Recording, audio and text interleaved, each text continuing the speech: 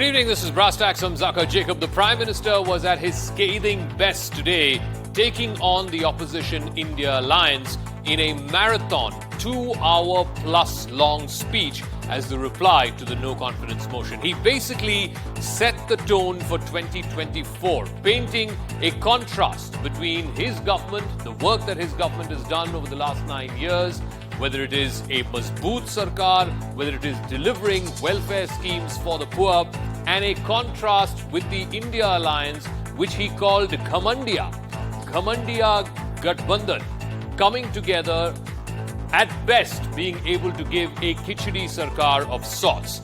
That contrast was what the Prime Minister sought to paint as the choice before the people of India for 2024. But here's the other interesting thing. Through the course of his 2-hour and 10-minute long speech, the Prime Minister also tried to demolish a lot of myths. He also spoke quite extensively about the situation in Manipur and what happened, which led to the violence that we saw in early May in Manipur. Now, the question that's being asked is, the no confidence has been roundly defeated, but does this set the stage for 2024? And has Mr. Modi blunted the opposition India alliance, which seemed to have the numbers or the arithmetic on its side, but not so much the chemistry?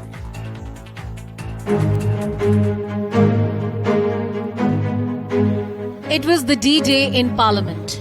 All eyes on the Prime Minister's speech. Closing off the NDA's counter-offensive to the no-trust motion of the INDIA alliance. The heavy hitters of the NDA government rained fire on the opposition, highlighting the list of scams under the UPA, calling the alliance the union of the corrupt, which will be rejected yet again in 2024. वो INDIA सिर्फ उनका नाम का sanctity के लिए ढूंढ रहे हैं, क्योंकि यूपीए मतलब जनता को याद आ रहा, वो करप्शन, वो भतीजावाद, बाय क्रोनिज्म, डायनास्टी, फैमिली। ये जो समूह है I.N.D.I.A.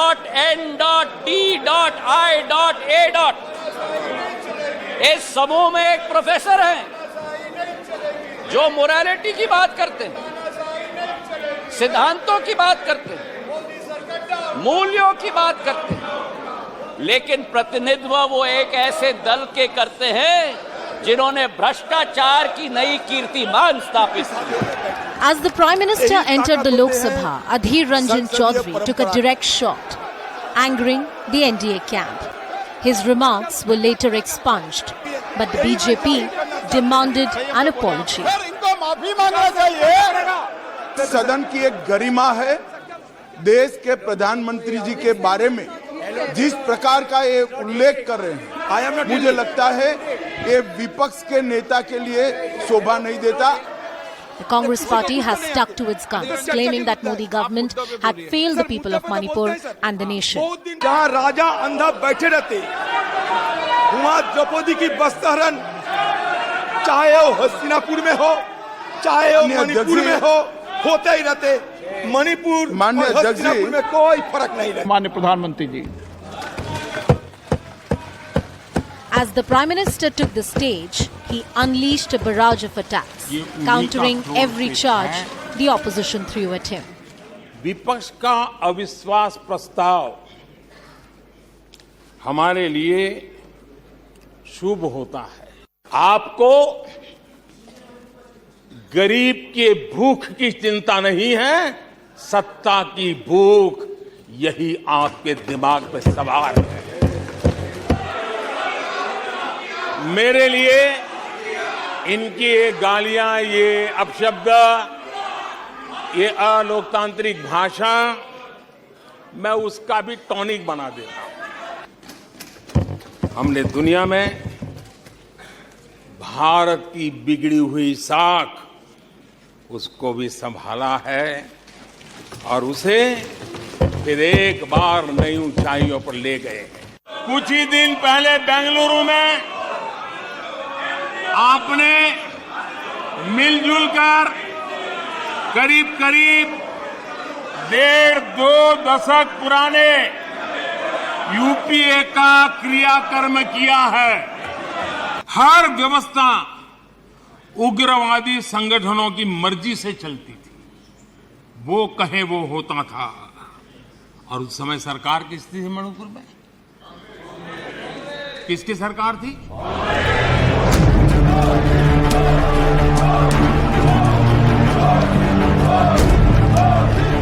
The Prime Minister's fiery counter has set the narrative for 2024 elections. The big question remains, what has the INDIA alliance achieved by this battle of optics against the numerical might of the NDA? Moreover, has Prime Minister Modi blunted the united opposition's campaign to corner his government? All right, so let's get you some highlights of what the Prime Minister said in his sharp counter in a 2-hour-plus long speech to the opposition India alliance. Make no mistake, this was more about setting the tone for 2024 and perhaps less as a reply to a no-confidence motion. The nation will reject Ghamandiya and Darbari alliance. He coined this phrase of the Ghamandiya alliance, Ghamandiya Gathbandhan, to describe the India alliance. The opposition is running a loot or jhoot ki dukaan. This is in response to Rahul Gandhi's Mohabbat ki dukaan. Common man's rise to the Prime Minister's post in a reference to himself is still something that irks the opposition and irks the first family of the Congress party. The Congress is forced to launch and relaunch a failed product, again in an apparent reference to Rahul Gandhi and his speech yesterday. Also, the Prime Minister went on to take apart the opposition on the issue of Manipur. Remember, this no confidence was brought to Parliament on the issue of no confidence, where he said peace will be restored. It was a reaching out signal to the people of Manipur. And he also said that the guilty will not be spared. This is with reference to the case of the two women being paraded naked. Opposition is politicizing Manipur and they have insulted Ma Bharati or Bharat Mata. This again in reference to Rahul Gandhi's speech yesterday in Parliament, where he said Bharat Mata was murdered in Manipur. This, the Prime Minister said, coming from people who never used to take the name of Ma Bharati. The Congress is the mother of all problems in the Northeast. That's how the Prime Minister has outlined. He talked about historically the insurgencies that have happened in the Northeast and how the Congress was in power during those times. Nehru and Indira Gandhi's governments mistreated the Northeast, leading to insurgencies in almost all of the northeastern states, much through the 50s, 60s and 70s. And that the no trust motion has only helped the rise of the NDA. And quite sarcastically, he also said that the opposition could well bring in a no confidence motion in 2028 in his third term to try and dislodge him. We will break all election records in 2024. The Prime Minister has said that he will come back with a bigger majority, a bigger mandate in 2024 than what was seen in 2014 or in 2019. And that in that third term, he's also made this promise that India will become, by the end of that third term, the third largest economy in the world. So a gamut of attacks from the Prime Minister, including, of course, that parting shot where he said the opposition is free to bring in a no confidence motion even in 2028. All right, let me now go across and get you a sense of where we are as far as this no confidence, which has now been defeated. There were speeches and there were speeches, but finally, what has come of it? Let me now go across to a special panel of members of Parliament who are joining us. Sonal Mansingh is Rajya Sabha Member of Parliament. She'll be joining us in a moment. Jebi Mathur is Rajya Sabha Member of Parliament of the Congress Party. Kanimuri Somu is Rajya Sabha Member of Parliament of the DMK. Sushmita Dev, Member of Parliament of the TMC. Sanju Verma, National Spokesperson of the BJP, is joining us. And Bikash Ranjan Bhattacharya is a Member of Parliament of the CPIM. Jebi Mathur, the whole point of this no confidence motion was to force the Prime Minister to speak about Manipur, but just when he started speaking about Manipur, you staged a walkout. So the people are asking, what was the point then of moving this no confidence? Because the numbers were clearly on the NDA side. That Prime Minister, our Prime Minister is obsessed with whataboutery. See, it's not about walking out immediately once he started. It's about when for 100 days he was missing. After 100 days, he comes to the Parliament.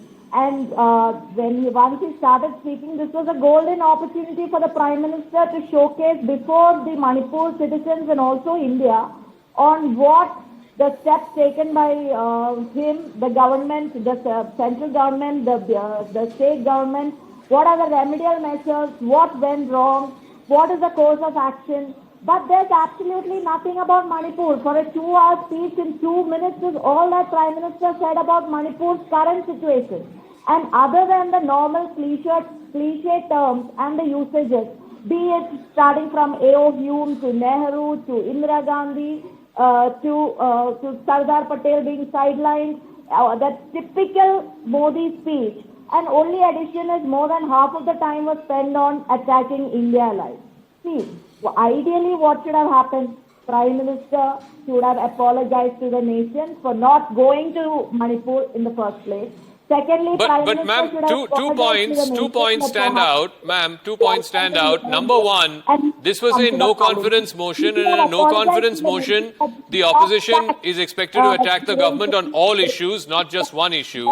And two, when the opposition leaders also spoke, ma'am, you spoke on a whole gamut of issues, not just confined to Manipur. So I don't think saying that just sticking to Manipur would have been accurate, because opposition leaders did not stick just to Manipur. Okay, I don't think she can hear me. Let me go across to Sonal Mansingh if she's joined us. Sonal Mansingh, do you believe? Okay, we haven't got her yet. Sanju Verma, was the Prime Minister, and this is what the opposition is saying, he spoke for 120 plus minutes. He only came to Manipur post 90 minutes. So for an hour and a half, he was laying out on the table in one part the achievements of his government, and more than that, he spent an awful lot of time attacking the Congress, attacking the opposition, but they are not the ones who are governing. It's you who are governing and have been for the last 9 years. You know, Zaka, first and foremost, I think this entire charade called the no confidence motion brought in by the opposition, moved by Gaurav Gogoi, is such a waste of taxpayer funds. They knew that the no confidence motion would leave them with egg on their faces, but yet they chose to waste precious time of the taxpayers and precious funds on this entire futile exercise. But be that as it may, I think let's not forget that Rahul Gandhi, the leader of the largest opposition party at the forefront of the alliance called I.N.D.I.A, Rahul Gandhi was there, and barely so.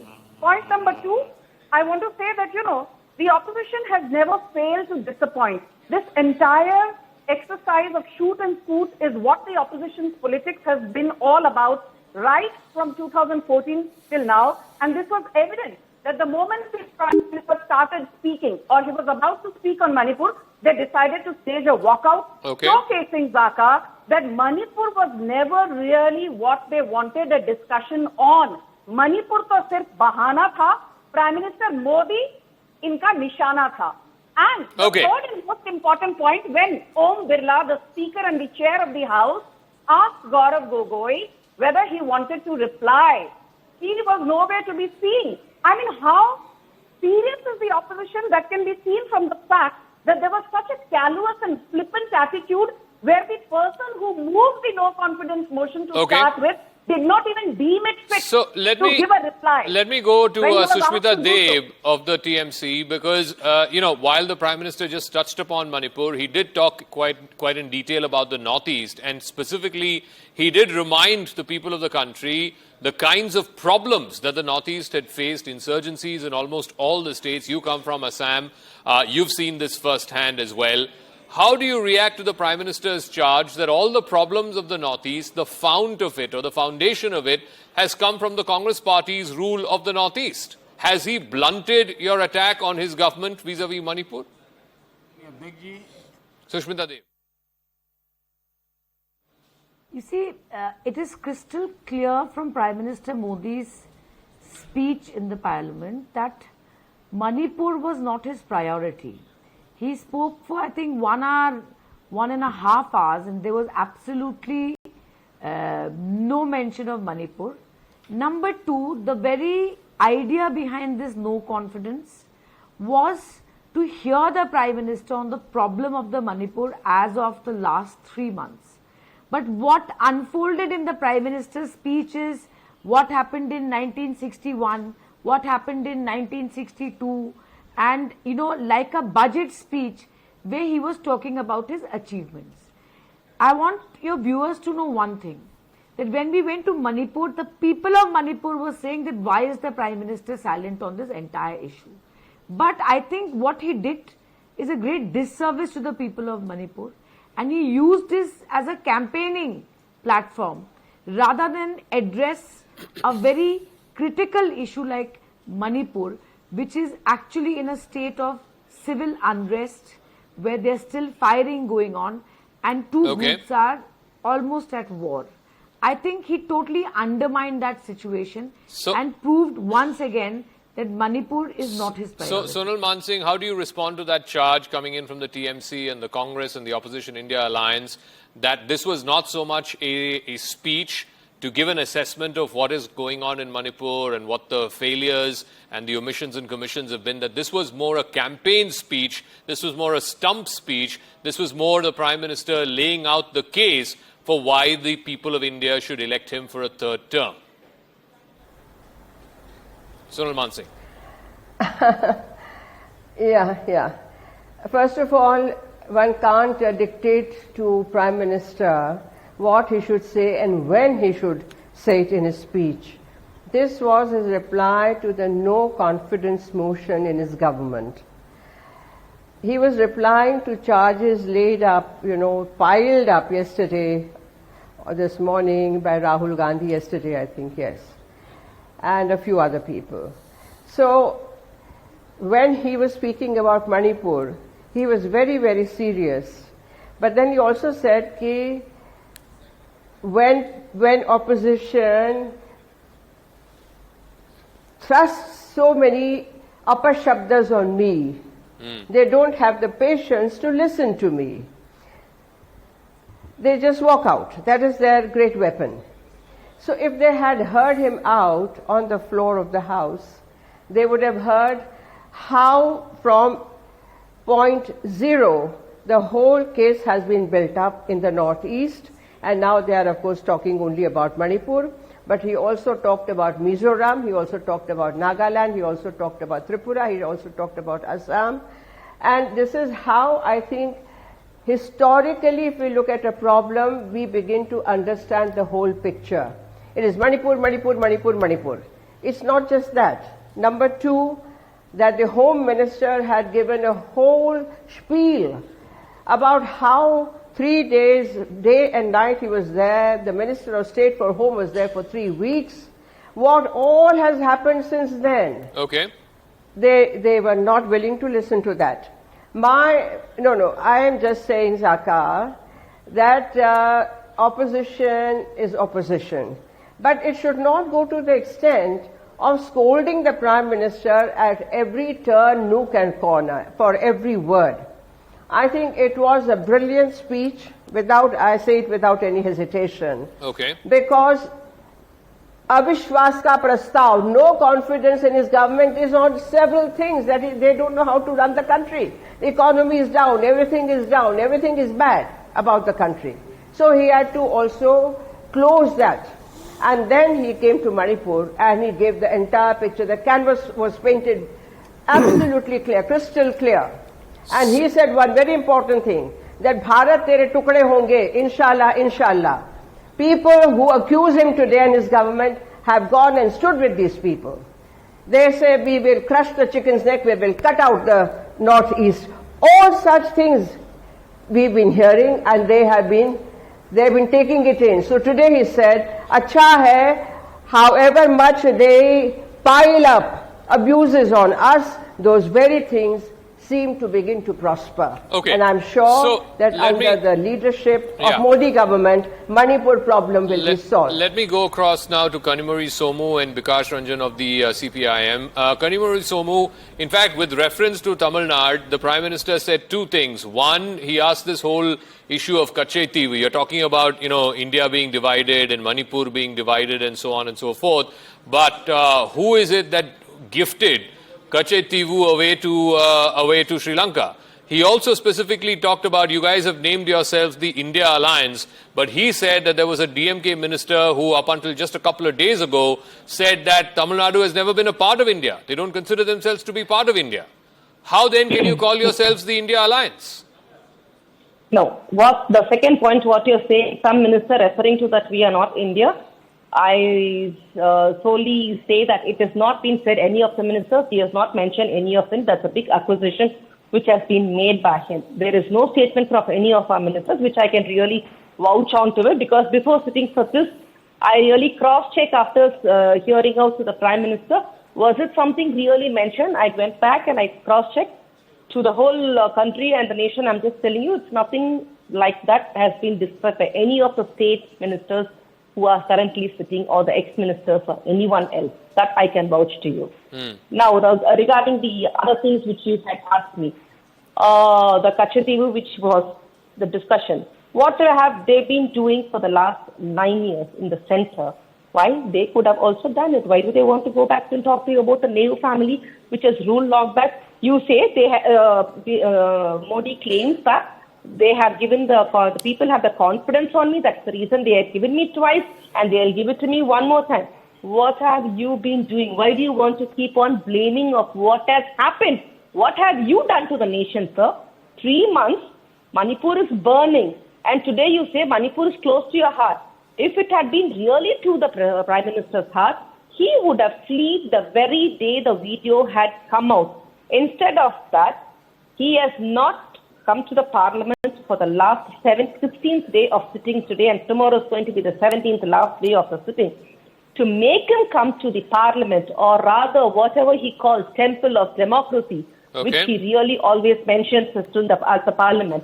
He doesn't want to come to the temple which he believes in. Why? So bring him to the temple of democracy. We need to bring in a no confidence motion, setting aside all the bill debates and everything. We have to concentrate. We have to keep a tambulam for him to come to the But parliament. ma'am, isn't it ironic that you wanted to bring him to parliament? Rahul Gandhi was not there, and the person who brought the no confidence motion was not there. According to the no confidence motion, once the discussion starts, it is the duty of the Prime Ministers to be in the parliament to listen to all the debates. They have been Prime Ministers in the previous history. Whenever a no confidence motion discussion starts, how many ever days it goes, how many ever hours it goes, the Prime Minister would be very much present there to hear all the proceedings and all the discussions which is happening. He would take it up and he has to answer. It is a due responsibility of the Prime Minister. Let me go to Bikash Ranjan Bhattacharya. One of the, again, lines of attack that the Prime Minister took is, how can you have parties in this India alliance that are opposed to each other in states? And he specifically took the example of the CPM and the TMC, the CPM and the Congress in Kerala. I mean, up until some time ago, the Congress was accusing the CPM in Bengal of killing their people. Same was the accusation between the LDF and the UDF in Kerala. And today, you are the India Alliance. Will the people of India not see through this contradiction? You see, this is the greatest failure of the Prime Minister, that he is expert in diverting the issues. The whole crux of the issue of no confidence motion was Prime Minister's silence about the Manipur situation. The Manipur situation has shown the greatest contribution of Modi, that the BJP government run state police lodged an FIR against the central police agencies. What worse situation could be than this? What's the answer of the Home Minister, the Prime Minister? That the BJP run state police lodges complaint against the central police forces. This is the situation. Did the Prime Minister have anything to say on this? Prime Minister knew that he has nothing to say. The BJP's hatred campaign on religious line, BJP's hatred campaign on the issue of infiltration has divided Manipur. No, but I have my but personal Mr. experience Bhattacharya, of please being answer in the question. Please don't interrupt. Don't interrupt. Please answer my question Don't also. My interrupt. request to you. Don't interrupt. Please answer my question. I am answering in my own way. I am answering in my own way. I have not to answer to your tune. The question is that the no confidence motion was on the basically issue of Manipur, and the Manipur situation is so grave that proves how the government of India and BJP policies have driven the country horizontally into fronts. No, you're still not answering my question, sir. I'm really sorry. I'm going to try and ask you again. How do you explain the contradictions within your alliance? That's a question he has asked. There is no issue for that the parties will decide when the situation comes. This is not the headache of the Prime Minister. Okay. The Prime Minister's headache is to run the country as per the constitutional norms. He should not be worried about what the opposition is doing. Okay, Sanju Verma, by saying that, so many bad things happened in the last 60 years, you are not giving an account of what your government's failings are. That's not an issue. Yeah. No, let me ask Sanju Verma that. And B, the Prime Minister spent more time attacking the opposition, attacking the India Alliance, attacking the Congress Party, than talking about what his government has done for Manipur. Sanju Verma. Thank you, Zaka. I'm so glad that the CPM, leader and earlier the DMK leader, they raised concerns about whether any work has been done by the Modi government in Manipur and in the northeast or not. And I'm very happy to tell you that apart from what the Prime Minister mentioned about, National Sports University coming up, we saw, an AIMS come up in Assam, thanks to the efforts of the Modi government, an Institute of Mass Communications coming up, the Vande Bharat Express running through Assam. Sikkim got its first full-fledged airport in 2018 after 70 long years. Let no one forget that. Apart from all this, look at the attitudinal shift, and I think that is what the Prime Minister wanted to focus on. There was a time when, Netaji Bose's statue was desecrated in Manipur. There was a time when singing Jana Gana Mana or Vande Mataram was not considered kosher in Manipur. There was a time when Hindus in Manipur could not visit temples beyond 4 p.m. because they were shut down. There was a time when putting Mahatma Gandhi's portrait in the Manipur assembly was not considered kosher. But all that is a thing of the past. And the attitudinal shift in terms of taking pride in the legacy of a Mahatma Gandhi or a Bose or the sacrifices made by our freedom fighters. Forget even this. I will just end by saying one thing.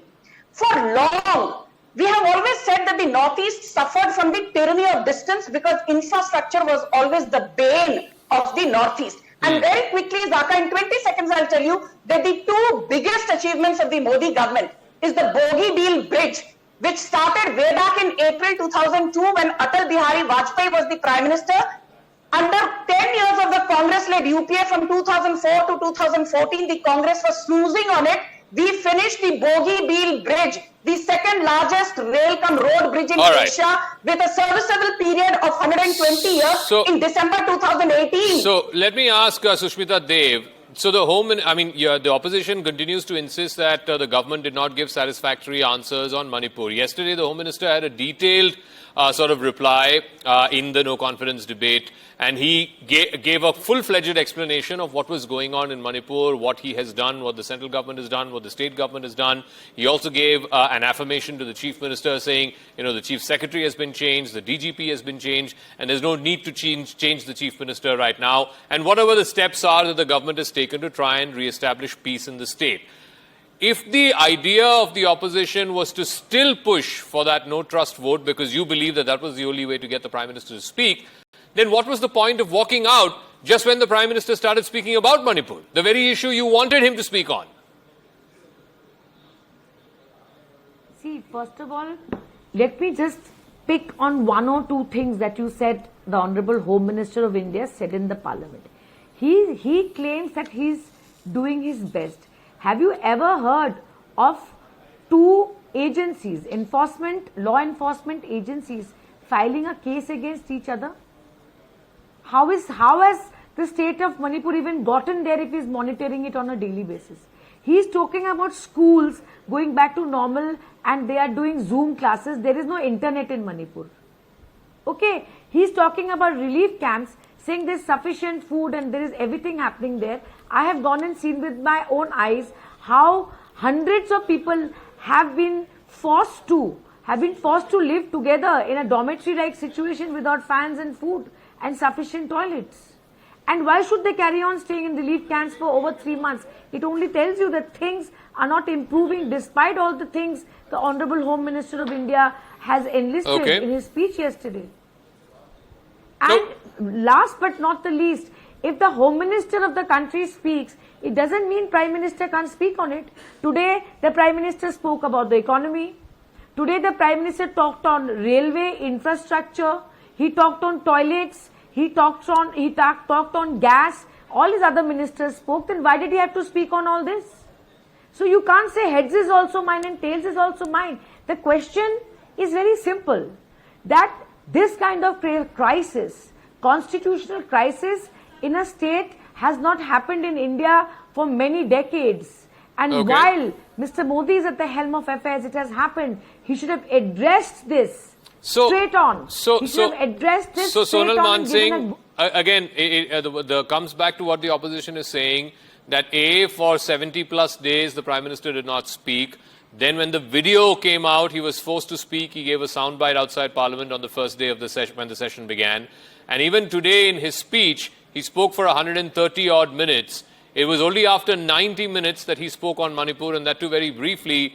Much of his speech was either a list of achievements that his government has achieved, or it was simply a frontal attack on the opposition. Has he then not satisfied the purpose of this no confidence, and that was to tell the people of Manipur, to tell the people of this nation what his government has done to assuage the concerns of Manipur? If one listens to his speech very carefully, then he has etched out all the steps taken by the government in Manipur. Also, I think on your channel itself, about 2 days ago maybe, I heard the anchor reading out the entire list from 1993 or 91 onwards, how many horrible things have happened in Manipur, and the then Prime Ministers or Home Minister never even bothered to go there, leave alone any parliamentary delegation, leave alone a discussion in the Parliament. This is not to say that it was bad, but today we are at the cusp of time, just before the election. The entire thing, as we know, emanated also that it was simmering. There were so many issues that were simmering. But when the High Court passed one judgment, that was really the tinderbox was, set ablaze. Yes. And I think we need to go into the root cause. There were drug problems, there are the borders, so many countries' borders, and not friendly countries at all. I think, just saying Manipur and this happened, we need to learn to look at with a perspective. It's not this, it's this and that. And the government is dealing with it, and Jhaka, it is sub judice. It is sub judice. Let the information come out. Let the report come out. But they are at it. They are not sitting quietly. So, Mr. Bikash Ranjan Bhattacharya, for the last 20 days, the opposition was holding up Parliament on this singular demand that the Prime Minister come to the House and speak on Manipur. Now that debate is over. The session will get over tomorrow. Has the opposition scored a self-goal by insisting for the last 20 days that he speak on Manipur? And when he spoke, A, you were not present, you walked out. And B, more importantly, you compare his speech to Rahul Gandhi's speech or any leader of the opposition, it seems like he's presented a case to the people of India for 2024 as to why they should re-elect him as opposed to electing the India Alliance. Was it a mistake to squarely focus for the last 20 days of Parliament that he come to the House and speak? And when he did, as he said, he hit the ball out of the park. He hit it for a sixer. You've thrown a no ball at him and he got a free hit. That's your perception, totally wrong perception. On the contrary, Prime Minister's speech deflected that he is not at all concerned with the plight of the Manipuri people. The Supreme Court has held that the state machinery and the central machinery has failed. Therefore, the Supreme Court appointed a special committee. The Prime Minister didn't have anything to say answer to this. On the contrary, his speech showed that at the cost of the one of the province's blood, he wants to win an election. This really has exposed the menace of the Prime Minister and the BJP's game plan. The people have seen that, and that's the great success on the part of the opposition, forcing the Prime Minister to speak on the Manipur. And that's the reason Prime Minister was shying away from the issues and talking all on election result, but not on the plight of the common man of the Manipur. Okay. I'll give the final word. Jebi Mathur and then, of course, Kanimuri. Jebi Mathur, you know, one thing that stood out, and this was for Mr. Rahul Gandhi, your leader, his comeback moment. He was disqualified. He was out of parliament for the last 4 months. And the speech that he made compared to the speech that the Prime Minister made, and he mentioned this in today's speech as well, it seems like the opposition did not come well enough prepared. I mean, it seemed like an unprepared, almost an uncooked kind of a speech by Mr. Gandhi compared to what the Prime Minister... I mean, you can accuse the Prime Minister of making a rhetorical speech, election speech, 2024 speech, not talking about Manipur, but you cannot accuse him of coming to the House with an unprepared speech or a half-baked speech. You cannot. Jebi Mathur. Firstly, Rahul Gandhi visited Manipur. Rahul Gandhi visited Manipur and saw the pain by himself and understood the pain by himself, and he spoke from the heart of the pain of the situation in Manipur, and he spoke for more than 15 minutes, not like the 2-minute speech by the Prime Minister. And mostly when he was trying to emphasize on the situation of Manipur, the camera system in the Lok Sabha was more interested to show other things. But in any case, we have no doubt, and the people of India also do not have any doubt, that Rahul Gandhi has gone there, and also Rahul Gandhi has spoken in the parliament, expressed the pain of Manipur people, and also categorically attacked the government for the inefficient way of functioning and handling of things. Okay. Now, if you say that the speech was ill prepared, how you can say it is ill prepared when the most important things said in the speeches are all expunged by the Lok Sabha? Why are they so scared of the speech given by Rahul Gandhi that they had to expunge it? Can I come in for 20 seconds? Rahul Gandhi was very clear in explaining about the Manipur situation, and also about the BJP representative, which she said, I want to ask her how she can say that about sports university when women are being gang raped there, when women are being paraded naked there. How, as a woman, doesn't she have any feelings? Sanju Verma, respond to that. And if you thought that Rahul Gandhi's speech was half-baked and unprepared and less impactful, why are you expunging parts of his speech? Sanju Verma. You know, let me just remind the Congress spokesperson, and very quickly at that, Manmohan Singh was the Rajya Sabha MP from Assam from 1991 till 2019 for 28 long years. He did not visit Assam even 5 times.